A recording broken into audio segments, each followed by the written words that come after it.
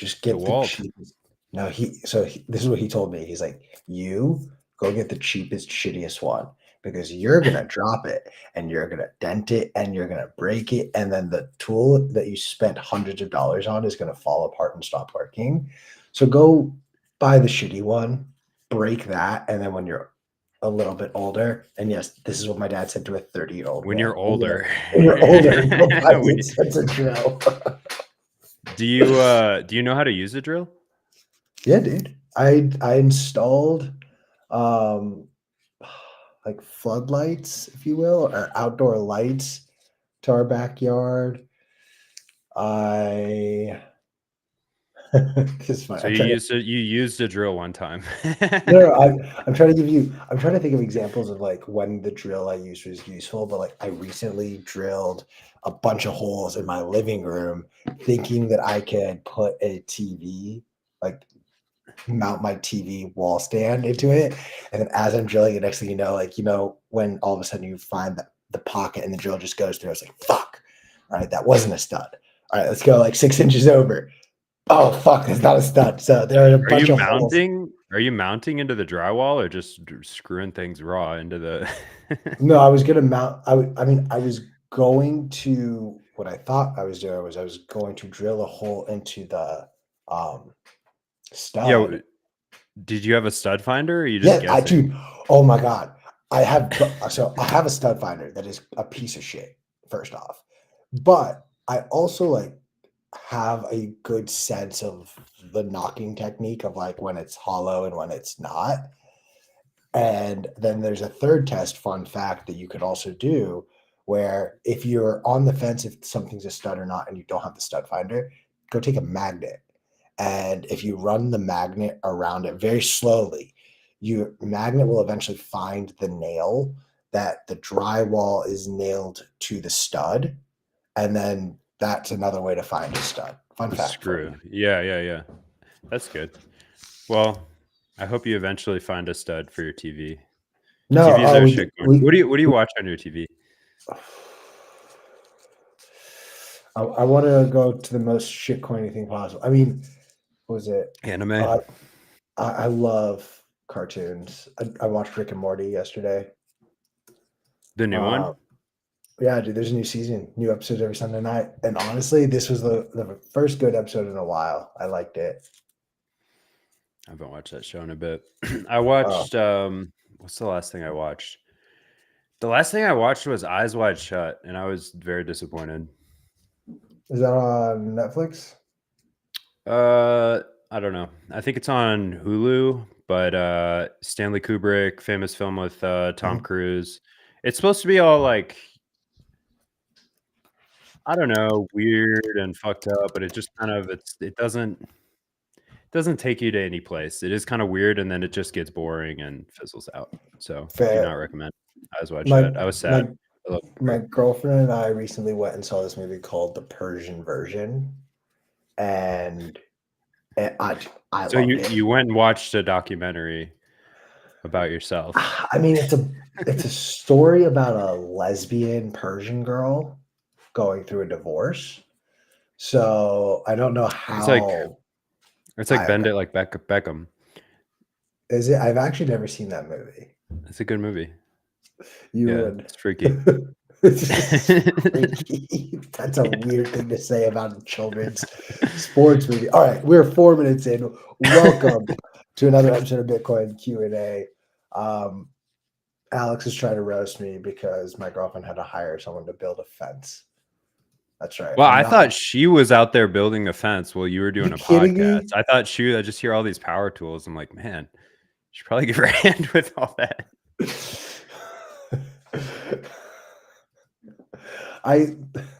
Like yesterday, all I did for her was like move bags of soil and mulch from Home Depot to the car, to the front yard, to the backyard, back to the front yard, to certain parts of the backyard. At least you're not dealing with fall. The landscaping season here is basically over. I mean, just waiting for everything to fall, rake it up, but yeah, there's no more mulching. Yeah, I guess. I mean, your house is what? Our house is just like I was explaining to my dad, and my dad made a really funny joke. He was like, because I was complaining to him, we don't have a garbage disposal, and I like to cook, but not having a garbage disposal actually makes the process of cooking a little bit more annoying. Not a lot, but a little bit. And my dad was like, "Why don't open the bottom of the sink and see if there's even an outlet? Because if there's no power below the sink, you couldn't have Yeah, installed a garbage disposal." And I was like, "Oh yeah, there's nothing down there." And he's like, "I'm willing to bet you the owners, based on everything you've described, like they do all the repairs themselves, specifically the husband. Like, oh, when our doors fell off the hinges, he came himself and sort of fixed it." So they are very clear. Like every room in this house has different tiles on the floor. And my dad was like, "Oh, they definitely have like a lot of properties, not a lot, but like a few. And this is like the last property for them. This is like the youngest kid, the ignored child. They'll go and remodel the other house. I They'll don't. get the Yeah, scrap material. I don't think They they'd trust you with a garbage disposal. 'Cause what? It would just create more house calls for them every time you Well, fucked up with the well, car. my dad's thought process was they probably didn't even know. They probably have a garbage disposal somewhere, like in a storage unit, because they bought it thinking they could install it here. They couldn't figure it out, hired a plumber, and then the plumber came and was like, "No, you can't do it here." Because there's a lot of stuff that's like really shoddy. I was like kind of complaining to my dad. I was like, I would buy this house genuinely, but the market value and then how much more I'd have to invest to fix it, it's too much to fix to be worth it. Yeah. Houses are a shitcoin anyway. Real estate. Yeah, just live under a tent under the bridge.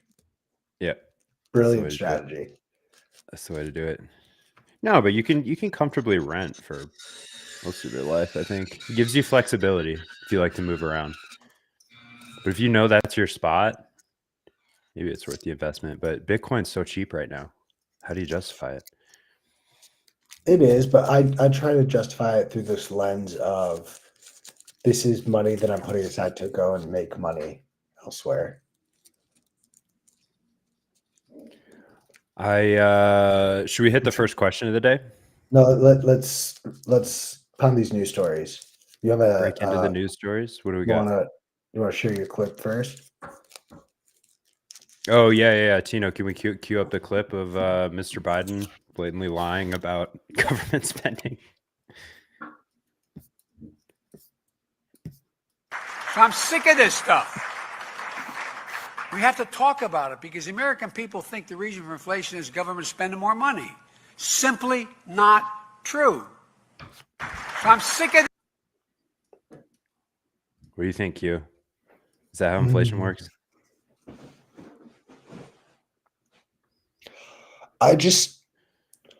My issue is not that. All right. There are plenty of grown adults who don't understand money. They don't understand how inflation works. They don't understand simple supply and demand economics that dictate the price of goods and services. So I'm not upset about that. What I am upset is I have long ago accepted that if you think of how smart the average person is, and half of the world is dumber than that, like I've long accepted the stupidity of others, but not from the president of the free world, not from a person who is considered the most powerful person in the world, given the amount of influence and money. That's not one you hear anymore, though. Not during the Biden presidency. We haven't. We didn't hear it during the Trump. Most powerful puppet, maybe. Sure, but if we want to kind of go back to this idea of where things were during previous eras, and I think the simplest way for Bitcoiners to think of it, when at least the dollar was backed by gold. We were still playing fiat games, but there was at least some semblance of sounder money than what we have right now with this fiat system. That said, dude, I'm sorry, but I want my president to be a little bit smarter. and the exact opposite of the George Carlin joke, where it's like, think about how smart the average person is, and then remember that half of the world is dumber than them. Okay, I want the president to at least be smarter than the average person in the world. That's the line, and that's where we've gotten to. Like that's the barometer. Yeah. And then of course the like lack of self-awareness in this is priceless. It's like, well, it's just the way people are used to getting their information now. There's no verification of anything. You know, you see big publications posting blatant lies about everything under the sun. You know, they'll get like an unverified source. Somebody will leak the story first. Okay, they're the martyr. They're going to get the slap on the wrist. Everyone else is going to recycle that story. You know, White House press secretary is going to say something insane. And it just propagates like the truth. It's just gaslighting. It's gaslighting at the government level. honestly, we are just getting to a point where we're in the same way as within like the financial sense of things, you know, during the great financial crisis in '08, we were hearing hundreds of billions of dollars being thrown out, and people were uncomfortable publicly saying that. There famously, Hank Paulson was like, dude, I wanted to ask for $1 trillion. This was in '08. And at the time, it was considered too large of a sum of money to ask for. But we've reached a point, here we are, just 15 years later, and we've become so numb. That's like 6 months expenditure. But that's the point. It's like we casually throw around trillions now, when 15 years ago it would have been unheard of. It would have been unheard of 15 years ago for a government official to ask for $1 trillion. Today, they ask for it and it's called a Tuesday. But now here we are in a different sense of what's going on from the government. This time they're acting like they're a drunk driver who ran into a tree, and a crowd of people is, trying to, hey, like, we have an ambulance, we're trying to help you here. No, I wasn't driving the car. She just ran out on the road. I didn't print all this money and make prices go up. They're really greedy and they just wanted to get rich. I went to the store 2 days ago and bought water and yogurt. $50. Yeah, Okay, bro. wait, I was like, what the fuck? Okay, how much water did you buy? And like, how many gallons of you? Maybe like 5 or 6 liters. Okay, let's just say generously $3. Generous, very overly generous. How many? No, it's more like 6 or 7. It's Wait, like why are you paying that much? $5 or $6 for. It's good water. I don't know. Well, it's all like that. Like if you drink sparkling water, so that the sparkles raise the price a little bit. But like Topo Chico, it's like. Are you drinking sparkling mineral water? Yeah. Now I'm curious. I want to know, what water are you buying for $6 a liter? Oh, you're literally no, it's 6 for like 1.5. Yeah. Still holds, man. I bought water and yogurt, $50. I was sad. Okay, to be honest with you, that's a you problem. That's not an economics problem. That's a you think that Topo Chico is good. You're just drinking bubble. Oh, it's the best. Whoa, we got G Sovereignty here in the chat. What's up, G? And Sarah and Ethan. Ethan's asking if we saw Frostmint. What's Frostmint? I didn't see that. It sounds like an NFT. Did you all see Frostermint? Oh, Frostermint. No, that's a Nostr project. Let's check it out. Okay, Q. So first question of the day is just hearkening back to yesterday, because we just got to keep beating on this drum just in case someone thinks they're good with storing all their Bitcoin on wallet of Satoshi. Is the Notes app a safe place to store your Bitcoin seed? I'm just going to share mine. So I have mine No. tattooed on my dick. I have all 12 words just tattooed All on 12? my penis. All 12. You got 3? Yeah, 3. All 12 words. The first 3 words of my seed phrase.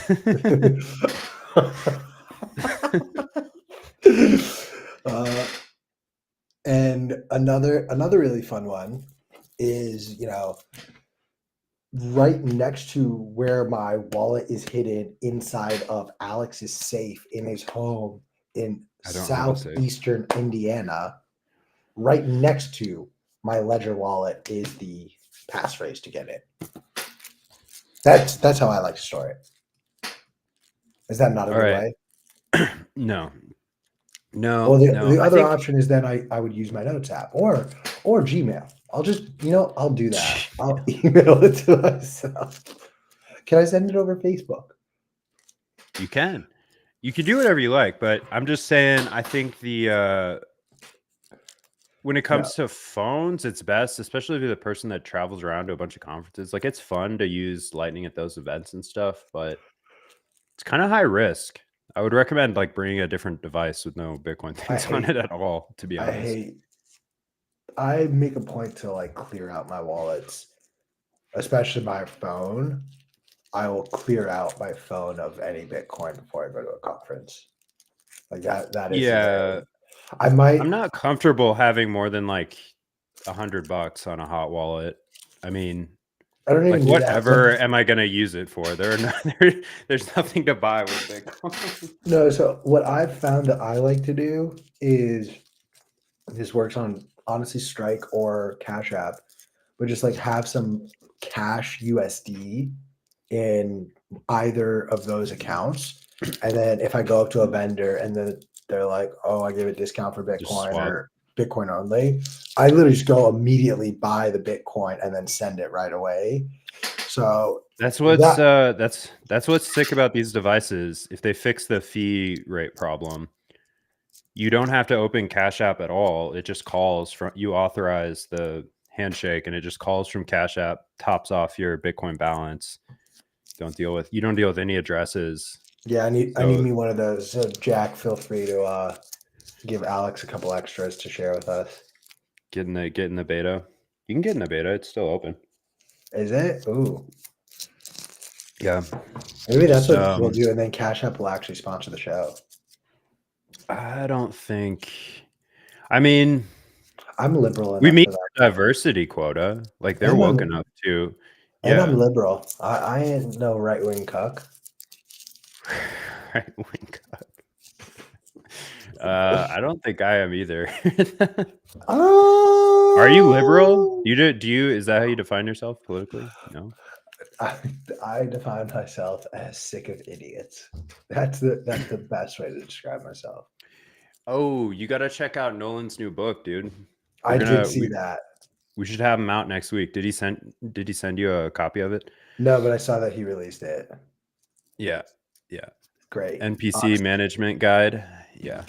Awesome. For those who have no idea what we're talking about, NPC, non-playing characters, like 99% of you who are watching. Non-playing characters. Non-player character. I think he released some spicy emails between us and Safety too, but I haven't got to that chapter of the pamphlet yet. If you remember when that whole drama went down, I think he went ahead and was like, fuck it, I'm publishing these. So as soon as it comes out, everybody go get the NPC handbook, because it's nice, because it's not just a like Bitcoiner thing. It tells you how to deal with Bitcoiners that are non-player characters. Interesting. Because I don't know. I've been playing around with a book idea for a little bit, and it like keeps coming. Honestly, this conversation, I know what I'm doing. What's up? You gotta finish your thought there. What's this book you're writing? No, there's a story that I want to work on that honestly, this is exciting me. Keep going, keep talking.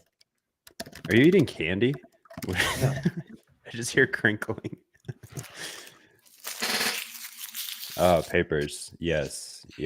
Q's morning ritual. All right. Next up, what are the key factors driving adoption in emerging markets? We talked about this a little bit after the Joe Nakamoto and Dan Held skirmish a few weeks ago. But is it really, like, someone was making the argument to me yesterday that Bitcoin wouldn't be anywhere near what it was without the plebs religiously DCAing, but I think they're a drop in the bucket.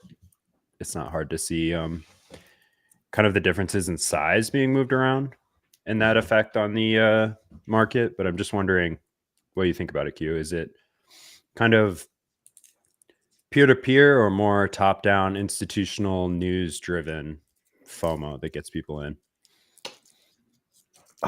It's even simpler than that. It is literally number go up. Think about how many more texts you get about Bitcoin when it's approaching all-time highs versus right now. There's the running joke that this holiday season will be a lot easier to deal with versus last year because Bitcoin is essentially worth twice as much as it was this time last year. Again, it's all rooted in price. It's the simplest thing to think about, but ultimately that's what attracts the most people. The vast majority of people will think that they need to purchase it when it hits a new all-time high because there will come a breaking point of FOMO. And again, it won't be because Bank of America rolled out Bitcoin capabilities. You gotta follow in Q's footsteps here, people. You gotta remodel your house during the podcast at the at the bottom of the bear, basically. I mean, this drives like topic of this. A couple of dead bodies, like it's nothing crazy. I mean, do you feel the bull market is here? I feel like there's a lot of early kind of cheerleading for these ETFs when in fact, like, my thesis remains we're 12 months out from the beginning of some real price action. 12 to 18, 6 months from the halving, 6 to 18 months after that. I mean, but compared to last Christmas, we're doing great. Everybody, the most amount of addresses ever are in profit, I think. Something like that. But here's something to think about. There. From where we are right now, Bitcoin's price can go up 90%. So again, it could literally double again, and it still wouldn't make an all-time high. It would be like just about under 70. No, that would be an all-time high. That'd be 72. No, we're at 36. If it did 90%, 90% will take it to 69. Oh, okay, yeah. All right. So but that's a lot. That's not, that in Bitcoin. Yeah, that's $500 billion, which is less than what the ETFs. You think it's less? What's your prediction? Like, how much capital do you think the ETFs will bring into the market? My thesis has run pretty constant. It's a lazy thesis because all of the information is there, but I don't put in the effort to go and confirm it because people like Dylan LeClaire exist, and eventually they go and do the research on the things that I want them to. Just like every 6 months without me asking, he just does it because he's that smart. Have you ever tried to like sit down and just like, I'm going to be Dylan LeClaire. Like, I'm going to do some analysis on this chart. I try to think like, what does he think? Like, how does he find this stuff? And I don't even know where to begin. It's super impressive. So when we were in Vermont with him, like a year and a half ago at the top, when we were in Vermont at the top, I will never forget being in that cabin that night and just watching him, like, while we're all on another wavelength, he is like sitting around. Like, dude, he's sitting on his laptop just reading financial reports. And that's the moment when I looked at him, I was like, oh, you're a different animal. Yeah, you're different. You're a different animal. So I think it's just like he reads like a lot. and as a result, he has learned a lot. Yeah. I soak if up you some of wanna- that by if you wanna osmosis, know how but to- you can't fake the interest, you know. No, you can't fake the interest, but like here, you What do want you got? You got books a on book? how to read charts. These two books are all you need. This book, Japanese Candlestick Charting I Techniques. can't read that. Beyond Japanese- Candlesticks. Yeah, the first one is more important. The Beyond Candlesticks is more about like pattern recognition. The first one will like literally walk you through, hey, if you see this type of candlestick, this is what it means. And I've now confirmed it with a few people who like are known Bitcoin traders. That's 99% of their methodology. And it was all created. This is always the most interesting thing to me. It was Oh, you got a all bubble. thumbs up. Like and subscribe. It was created about the 1600s, long before the first stock market. And it was specifically created to help Japanese rice farmers better hedge in the event that they had a poor harvest in the upcoming season. They started creating these rice futures contracts, and it's all rooted in human psychology, which at its core is what trading is. But because a lot of the candlesticking techniques were created for the futures markets, it's actually perfect for a 24/7 market like Bitcoin. That's interesting you say that. I'm reading a book right now about that time period in Japan, and it's called Shogun. Mhm. And do you know this book, James Clavell? No. Wait, Shogun the book? Yeah. Oh, so wait. the Show. there's a movie coming out, which is That's what it hilarious, is. like synchronicity. But no, they settle those contracts with the like feudal peasants in rice. Like Right. everything was settled in rice, but it would be like they would owe debts to their kind of samurai lords, and then the shogun overlords of those communities that were like more rice than, you know, like 3 families can Available. produce in a whole year. Totally. Yeah. So that's kind of where some of it started. It's like, all right, we gotta track this stuff. No, it literally like people were just so in debt to the point where it was like I could at least trade the future harvest, and it was almost like a hedge in the event that you had a bad harvest. You kind of were like, well, I already sold the harvest. Not my problem. But they didn't even have rights to really like sell things. No, It was because a like privilege just to be able to be taxed like 80% and keep 5% for your family. yeah, I mean, a lot of that nuance I think doesn't change. Like, you know, the like what I guess there's a phrase that it hasn't circulated in a while, but I remember when it did of like math is racist. Like you know, and like that kind of gets to me, it's the stupidest thing ever. It's fucking math. Like it's numbers with no emotions. You are the one who is putting emotions onto this thing. So for me, it's interesting because like there's a separation of that time period of the how they financialized, if that's a word even, everything that they were doing in that period of time.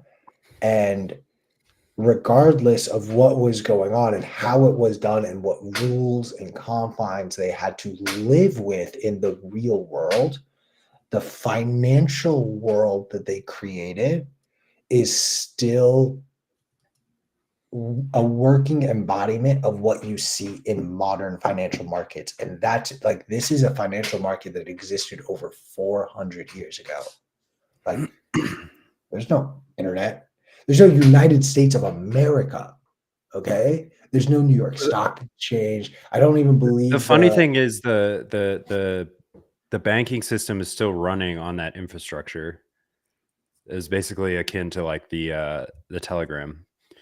right, It's still wires and, you know, things literally going over a wire. Like they don't. Well, there were no wires then. The real thing that this was doing was No, but you would exchange information over telephone lines. And it's amazing that in hasn't the 1600s. improved. No. In the beginning of you're talking about the beginning of the stock exchange. Right. I was thinking of the early 1900s. I mean, Also, we got a big red candle right now, Q. Big red candle. Yes. Yes. Let's go. Love them cheap sats. I mean, I'm about to take us on like a weird tangent if we want to go that way about early stock market. But the point I really want to get to is like what Japanese candlesticking really did, in my opinion at least, is it equated mathematically human psychology and emotions for the first time ever. Because that's really what you see created with a lot of technical analysis. What about astrology? I mean, astrology's been around forever. Yeah, but it equates a little bit of math and a little bit of psyche. How would you say it equates the psyche? Like, I'll give you an example from Japanese candlestick charting, where it's like, if you see a certain candle design, like the best example is if you don't see an actual like wick and you just see like a plus sign. And that's a sign that like, hey, the Bulls and the Bears have no idea who's winning right now. It's like such a dead even fight that this can go in any direction and you're in a precarious spot. And let's say you move the plus so it's a T, a proper T shape. And depending on where this is, if this is on an upswing and you see a T shape, that's a top signal. And if the next day it opens lower and closes lower, get the fuck out of there. Because essentially what's happened is your warriors, your Bulls, have marched all the way to a certain point, but the Bears have held their line and have pushed back. They've essentially said that you can't go further than this point. Oh, what? Big red candle. Big red candle. Excuse me, bro. I got to take some profits on these shorts. The candlesticks I'd like you to analyze this chart for me, sir. For our audience, the big red candle, 1%. 1%. Yeah. Oh, stop. Hey, man, when you're looking at the 5 minute, it's literally down 1% in 15 minutes. That's it. I just reaped like 100,000 sats, so I'm happy with it. I'll take it. Oh, I can't wait for this shit to get wiped out. No, I'm already climbing back. You didn't hear that? I got wiped out in like June, just on Ellen Markets. Like real trading, all's good, well in the profit. But on Ellen Markets, I got wiped out over the summer, and I've just been climbing back. Just a couple more. You're a DJ. Have you ever read Reminiscences of a Stock Operator? No. I think a lot of people need to read that book. Personally, I think it's more appropriate for crypto bros than I think it is for Bitcoiners. But the thing that I find most interesting in that book, and Bitcoin Tina talks about it a lot. And I remember back in the Bitcoin Mag days, I was like hounding Bitcoin Tina to come on so like we could have a deep dive on that book. But do you know what bucket shops are? Nope. So bucket shops in like the late 1800s and early 1900s, that was the place where like you and I could go and get exposure to the stock market. There's no E-Trade. And if you didn't have $10,000 at least, you couldn't get like a proper stockbroker. But you can go to the bucket shop and you can buy $100 worth or $1 worth of shares of whatever stock that your heart desired.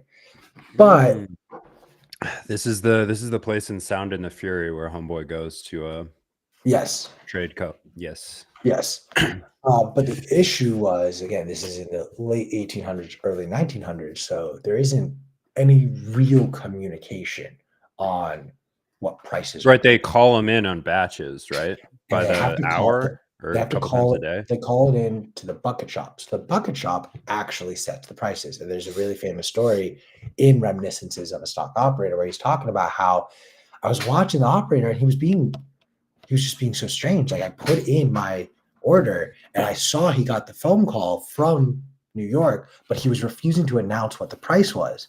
And it spooked me so much that I closed my position. And then it turned out like he sat on the price. And then the next update he gave, that set the stock up where he could have made thousands of dollars, but in reality, what you end up finding is that the bucket shop was like intentionally doing this because he realized, hey, if we announce that this stock went up, like this guy's gonna walk out with thousands and we're wrecked. So they were literally like stepping on prices, they manipulated prices, they wouldn't report the right profits to people. It became a whole thing to the point where it literally collapsed. And you know what was formed after all the bucket shops were essentially driven out of town? You know what helped shut down all the bucket shops? The SEC. New York Stock Exchange, the SEC. No, the SEC, one of its first. When was the SEC formed? 1934. Oh wow. And so these bucket shops, though, are identical to Coinbase and to Binance and FTX and all of these other crypto exchanges. And it is truly comical to me the way when you read that book, especially because I was reading it like during the run up of during the collapse of Celsius and Luna, that I just, the whole time I'm reading it, all I'm thinking is like, wow, this literally, all of this happened 100 years ago, and all we had to do is read this book, so we would have known how much of a scam and fraud all this crypto shit really is. It's not even that. It's just like incentives. Like that would have been the most useful class in like high school to take or something. It's just like human psychology and incentives, where people are aligned, how you can't assume like just inherent good nature, and you should be mistrustful of institutions, and centralized entities that are like your only on-ramp and off-ramp and exposure to any asset, let alone Bitcoin. It's a scary proposition. But it's kind of crazy to me how much things have changed in the last like 5-10 years. You'll see companies raise just on the prospect of, this is a service that was in the legacy markets or product, but now we're quote unquote decentralizing it. That'll get you the higher valuation there. So there's a lot of there's a lot of scamming around that too. Oh, absolutely. I mean, I think that's a perfect segue into so loud. That's awesome. In case you guys missed it, I know we didn't touch on this yesterday, but Vijay Boyapati last week, he put out an incredible thread essentially detailing just how Barry Silbert has been the biggest scammer in an era that has seen the likes of Alex Mashinsky and Do Kwon and now SBF. Somehow Barry Silbert is the kingpin of them all. And for those of you who don't know, Barry Silbert is the CEO and founder of Digital Currency Group and also Grayscale. Grayscale, famous for having the GBTC, the only exposure you can get in the public markets to Bitcoin. And then, of course, there was like that weird arb trade because it was trading at a discount to NAV. And I'm saying all the fancy words that all of the financial gurus will say. Net asset value. Now, the real trick is you can actually tell us what net asset value means. It's the value of the underlying exchange traded product, like the commodity that it tracks. Yes. So GBTC has purchased, I'm spacing on the exact amount, but they have X number of Bitcoin. But there's a market price for that Bitcoin based on just the price of Bitcoin. And then there's a price per share of GBTC. That's the market cap of GBTC. In theory, these things should be equal. The total value of the Bitcoin they're holding and the market cap of GBTC should be equivalent. They weren't. There was an arbitrage there. Okay, I'll stop there. But where there's arbitrage, there are, of course, degen traders. And what did the degen traders do? They, created every system possible to take the 6-month lockup period in GBTC and mitigate their risk. And of course, who was willing to lend all of these degens the money, the credit lines, whatever they needed to complete the trade? Well, enter a company named Genesis. Now, we've talked about Digital Currency Group, but we haven't talked about Genesis. And fun fact, Genesis is another brainchild of Barry Silbert. And Genesis's whole business was predicated on taking people's Bitcoin as collateral and then loaning them out money, and they would collect interest on either side of that. But the kicker is they knowingly were sending money or issuing lines of credit to BlockFi, for example. And if you didn't know, BlockFi doesn't exist anymore because of this. But they would essentially extend this line of credit to BlockFi, knowing full well that they were going to go to a different Barry Silbert company and use that line of credit. So essentially, Barry had one company magically creating money out of thin air. And I'm not talking magic internet money. No, people were willingly sending him his magic internet money for fiat dollars that are created out of thin air because he's creating a loan. And that is our debt-based monetary system for you. So right, but he's not a central bank, so it's just a nominal paper loan.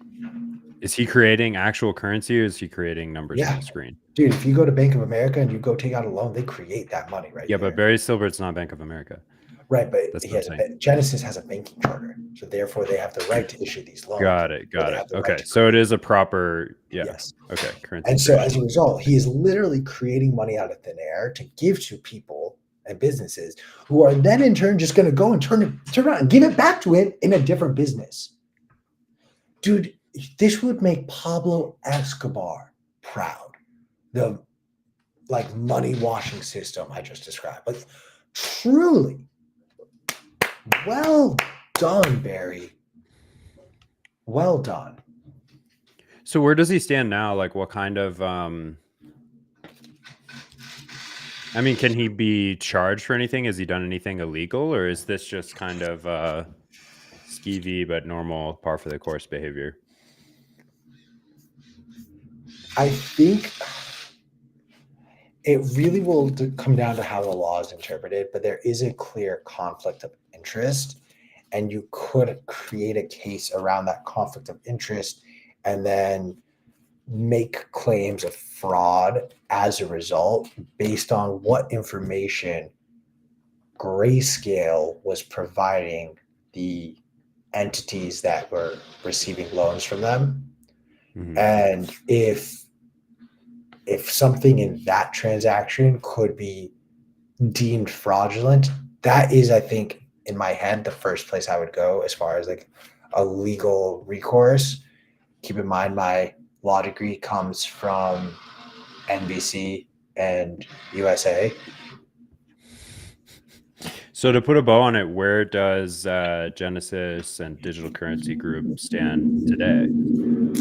Dude, I mean, you above anyone else should know all about how David Bailey, it feels like I see a post from him every week, updating the universe on all of the whales versus locked up GBTC.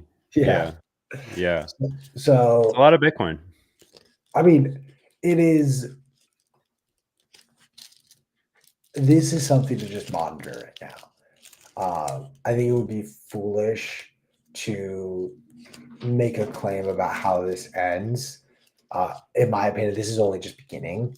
We've seen these rumblings on Twitter. If you go on Twitter, I don't really see this stuff on Nostr, so correct me if I'm wrong. You're on there a lot more, but if you're on Twitter, you see people talking about Barry Silbert, GBTC, and Grayscale. The Winklevoss twins are notoriously loud about this. David Bailey is notoriously loud. VJ now posting this thread, really explaining, because I think that's been the missing piece for outsiders like you and I. I don't know if I don't have any GBTC. That wasn't the exposure that I wanted or needed. No. So I'm on the outside looking into this. What VJ's post, and I highly recommend you go check it out because he put a lot of time, effort, and energy into sort of explaining and giving you a really accurate timeline of what's going on and what's happened.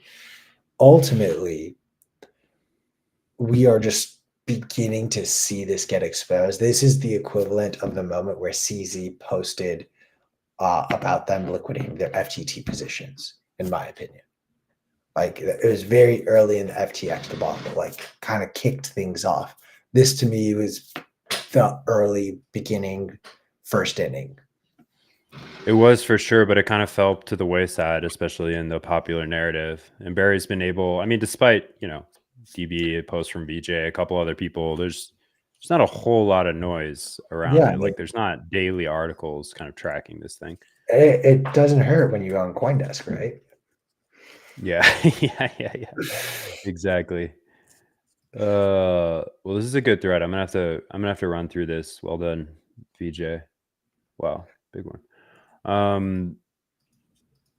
Cool, man. Next question I have, like, quite a pivot from what we've been talking about, but are there any quote unquote advancements or upgrades or updates to Bitcoin that you would want to see or consider? And the reason I ask is I feel like the narrative around this shifted a lot after Jeremy Rubin left Bitcoin and after Ordinals came out. You get a lot more people that seem to be interested in pushing for and comfortable with changes on Bitcoin, especially as smooth as Taproot activation kind of went under the radar there. So a lot of people personally vying for their own projects. But in Jeremy's case, it seemed to do better and pick up a lot more momentum and mind share after he left. And it could be judged just objectively as an idea. Now people see, a need for covenants. So the question is, are there upgrades you're interested in, or not? Because the alternative is just, it doesn't have to be quite ossification outright, but it's what you're saying. Your argument is basically that Bitcoin is kind of perfect, and if we can make changes with the code that we have to help scale and things, then it probably. I don't think that Bitcoin's perfect. Far from it. Like, here's a simple and hard truth. If we woke up this morning and 7 billion people, or let's make it simpler, half the world, let's just say 4 billion people, all decided we're running on Bitcoin. I have my own business. I only accept Bitcoin. I only want to be paid in Bitcoin. I give my kids Bitcoin, etc. 4 billion, half the world couldn't handle it. 2 billion. Yeah, even a tenth of that would. Like, I mean, you see the fee rates now. People have you have to wait, very patient to settle transactions on chain. But so, like, any people who are like, Bitcoin is perfect, I want to touch it. You're an idiot, and you're stupid.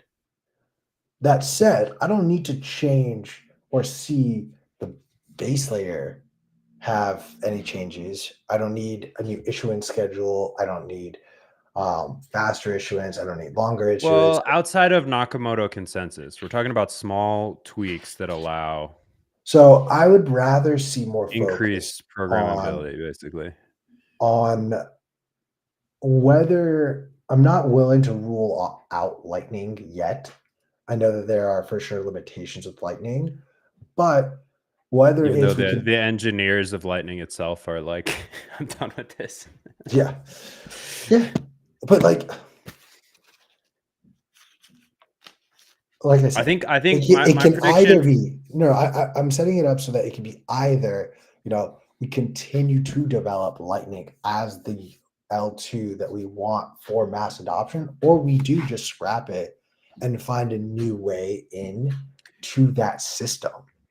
And that seems to me a far more critical use of effort and energy as it pertains to global mass adoption.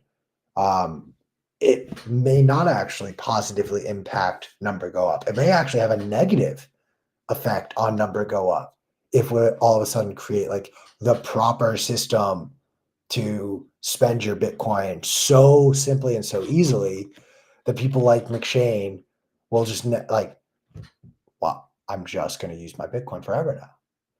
So trade-offs.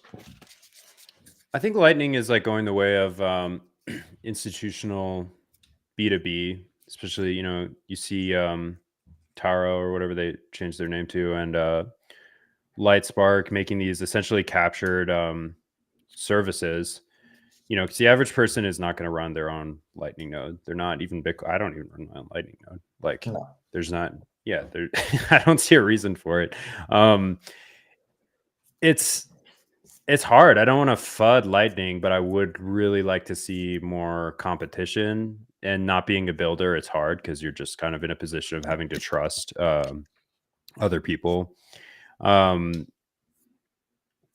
only with what they build and test it out. I mean, you could verify a lot of that if it's open source, but just their opinions, like the opinions of certain devs and certain people. So it's always curious to me, like who. Oh, Q has left the entire stream. It's always interesting to me who, if anyone, you look up to as a, you know, Bitcoin builder, dev, critic. There's a lot of good ones out there. John Carvalho is a pretty fun one if you like these kind of not really FUD, but a little bit pessimistic, antagonistic takes on the daily. He has this kind of morning tweet storm about something. Pretty exciting. Not sure where Tino, you heard from Q, just disappeared.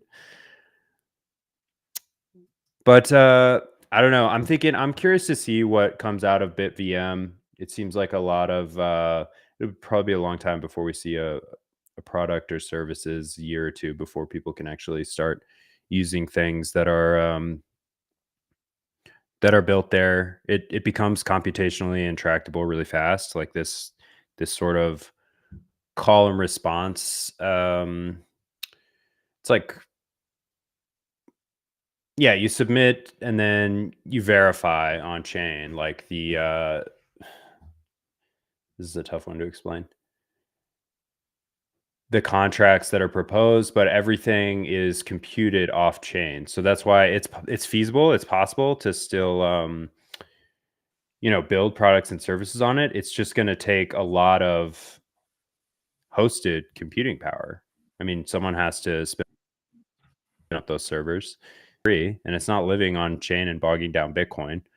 I think it only takes about 2 transactions to challenge and respond to like the validity of a contract. So kind of interested in BitVM, trying to learn more about it. Have you looked into this at all, Q? Welcome back, by the way. Sorry, my laptop died and I forgot to plug it into the charger. I've seen a little bit about it. I mean,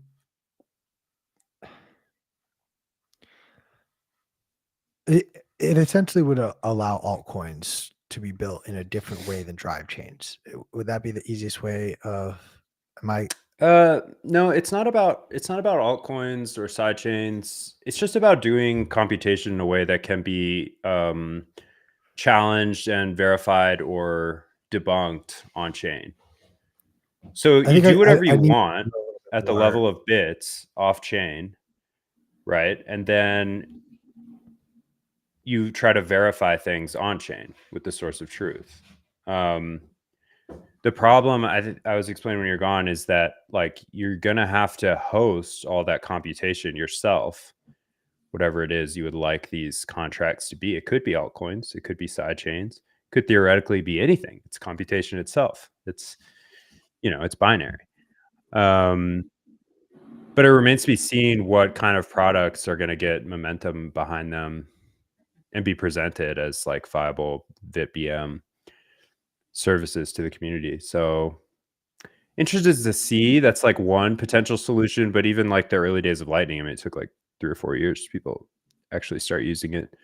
So it's going to take some time. I think we're going to see there's a huge push that's kind of weirdly a little bit psyopy but also does make sense in some ways for stable coins on Bitcoin. I guess Gladstein would put it, it's the financially privileged side of us that really doesn't see the need for them. But when you go to places like Lebanon or Venezuela, they're not interested in Bitcoin at all. It's too volatile, especially if you're somewhere in South America with maybe you have USD denominated bills to pay, because inflation's so high that it's just not viable to denominate your bills in the local currency. You need access to something that's stable for more than like 2 minutes. So you're gonna swap out. That's why people use things like Thorchain and some of these crypto alternatives that give them exposure to Tether. What do you think about Tether? I'm not a big Tether guy myself, but it's from the same position as I don't have a use case for it at all. I mean, I still fall into the camp of like, I understand the argument for a lot of these stable coins, but there still runs into the central issuer uncapped, unlimited supply issue that you run into with fiat money. That, like, well, not necessarily. I mean, many of these things are capped, but they're not verifiably, distributedly capped in a way that's disenfranchisable. I think this will be the easiest way to kind of explain what I mean by that. In my head, I am the least Bitcoin maxi in the sense that, like, I'm willing to be proven wrong about Bitcoin. I'm willing to hear you out on your shit coin, but it has to pass 3 tests for me. And there isn't one that passes any of these 3 tests. And like Tether doesn't either. Okay. So my 3 tests start: fixed supply. Got to have a fixed supply for me. That fixed supply can be moved by a consensus agreement. But to start, I don't want unlimited supply and then we'll add burn and it'll be no. Fixed supply. I've made my own coins that have that. Okay. Well, here's number 2 that immediately eliminates every single coin that you got balloons for number 2. Dude, I hate this. Woo. Number 2, the creator or business or founder or whatever it is, it has to be dead. No. Can't be known. Why is that important? Because you are a point of failure. Let's say McShane coin picks up, man. McShane coin has a market cap now of $250 billion, second largest cryptocurrency behind Bitcoin. But 4 different nation states have adopted it. One nation state, all it's going to do is trade in McShane coin. But you exist in the real. Yeah, but it's not about the fact that there is a creator that's known. Like, it doesn't matter if we know that the quote unquote true identity of Satoshi, because identity is just reputation. So what we're dealing with is like a spoiled, like very, you're very not high rep. Enough. I'm gonna make this simpler. Vitalik Buterin. Okay. Yeah. Vitalik it's Buterin. a central point of failure for the whole. That's one person or a collective, the Ethereum Foundation group of people that can disenfranchise others. You are the same thing. The Solana Foundation is the same thing. Every founder for every cryptocurrency, with the exception of Satoshi, and there is importance in actually being fully anonymous, because if we knew who Satoshi was, let's say Satoshi's dead, but we knew who he was, you really don't think people are going to go through his trash? You think people aren't going to try to track down Satoshi's old laptop? They're not going to try something. But dead or in prison. But the point I'm trying to make is, like, the fact that we don't know where to look for certain things. And yes, I know that Satoshi closed that backdoor access. That's not the parameter. It's not identity. It's distribution. It's like an actually distributed protocol. Because it's that's number 3. That's number 3. You're getting ahead. We're still on number 2. And number 2 is literally, there cannot be a founder or a CEO. But there is a founder. But we don't know who it is. And that is important. And that is very important. No, it's not. It's the distributed You need to watch rule some more about it. spy movies. Your rule about it being distributed covers you on the identity ground. Because whether Satoshi's alive, I mean, it could happen. No, but come it back can't and try just to be take. distributed. It has to be distributed. Like, fine, we'll go to number 3, but I'm not done with number 2 with you because you are not thinking nefarious enough. Like you are doing, in my opinion, the equivalent of writing your passphrase on your iPhone, on your notes, on your iPhone. That's what having your founder known publicly is. It's like putting Our founder is known publicly. It doesn't matter if it's tied to their birth certificate. Your identity is only as good as your reputation. Like, no, we but live it in a will be virtual tied world. to your possessions and your property, and then those That's a things. threat for Satoshi. That's not a Right. threat for Bitcoin because the way Bitcoin was designed. Oh, but it can be. It could have been in the early days for sure. But you assume. But he was still active at that time. You assume that the risk is fully mitigated, and that is something I'm not willing to do, and that is why I still put importance. So you're saying on there's that. a backdoor? There's a backdoor to this open source protocol that only a founder would have access to? I mean, Satoshi literally admit that in his final post when he made everything distributed. What do you mean he admitted that? What are you talking about?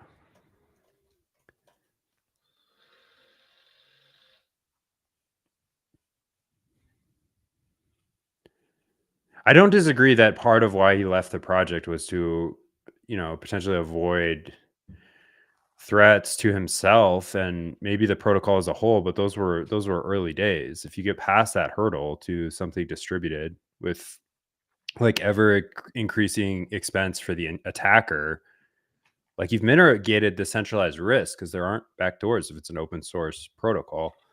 When you are on a system, something like proof of stake, you're always at risk of being disenfranchised because your ownership of these tokens is only at the whims of those that can choose to produce more of it. But because of the way that Bitcoin is designed, we're in consensus here, hard capped. This is the distribution. We're not going to increase it. If you want more Bitcoin, you need to pay the price, more hash power. So more hash power, more difficulty. With Satoshi less hash power. Making everything distributed in his final post, that proves and validates that he did have some sort of. What are you talking about? Making everything distributed with his final post? He did. I don't understand that. Dude, when he does the whole post where he's like, I'm moving on to other things. Bitcoin's in good hands with Gavin and everyone else. That's not making it distributed. It's distributed at the protocol level. It doesn't fucking matter what Satoshi says. Like at that, you know what I mean? Like those are two different things. You got to separate the artist from the art here. I think you only need two. I think you only need two of these tests. I disagree. You sound like a Hexican who's like excited about Richard. Hexican.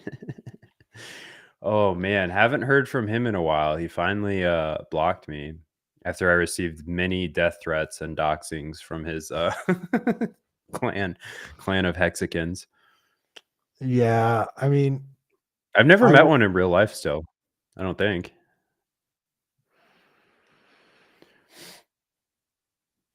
I'm trying to think if I have. No. Yeah. They don't. They're all bots. They don't exist. I'm convinced like half of them are just Richard Hartberger accounts. Yeah, no, I think it's like a farm. I think it's like an engagement farm scenario. The guy's got the funds to do it. Scammed a lot of people, man. When is that trial? Isn't that now? Isn't that supposed to be this fall? He's on trial for something. I don't know, but we're getting a class action lawsuit. Getting over time here. You want to wrap it up? Yeah. All right. Last words of advice for people storing too much Bitcoin on their phone. I would say dip the big toe into an offline or a air-gapped hardware wallet solution like Coldcard. Not a sponsor, but good actors in the space with solid product. So try it with small amounts and gradually over time dedicate like a little bit of time each week to increasing your self-sovereignty and your savvy with Bitcoin products and services so that you don't get caught in a hack and you don't have to trust others to custody your wealth. I know it's a weird concept. It's the way we were raised in the society. We trusted third parties, but as Satoshi said, trusted third parties are security holes. So you need to alleviate them wherever possible. And founders. Yeah, businesses are a shitcoin too. Yeah. All right, I'm